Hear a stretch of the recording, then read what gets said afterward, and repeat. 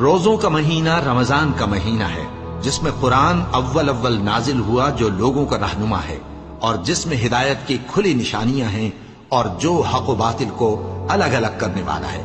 تو جو کوئی تم میں سے اس مہینے میں موجود ہو، چاہیے کہ پورے مہینے کے روزے رکھے، اور جو بیمار ہو یا سفر میں ہو تو دوسرے دنوں میں روزے رکھ کر ان کا شمار پورا کر لے۔ اللہ تمہارے حق میں آسانی چاہتا ہے اور سختی نہیں چاہتا، اور یہ آسانی کا حکم اس لیے دیا گیا ہے کہ تم روزوں کا شمار پورا کر لو، اور اس احسان کے بدلے کہ اللہ نے تم کو ہدایت بخشی ہے، تم اس کو بزرگی سے یاد کرو اور اس کا شکر کرو۔ اور اے پیغمبر، جب تم سے میرے بندے میرے بارے میں دریافت کریں تو انہیں معلوم ہو کہ میں تو تمہارے پاس ہی ہوں۔ جب کوئی پکارنے والا مجھے پکارتا ہے تو میں اس کی دعا قبول کرتا ہوں۔ تو ان کو چاہیے کہ میرے حکموں کو مانیں اور مجھ پر ایمان رکھیں تاکہ نیک رستہ پائیں۔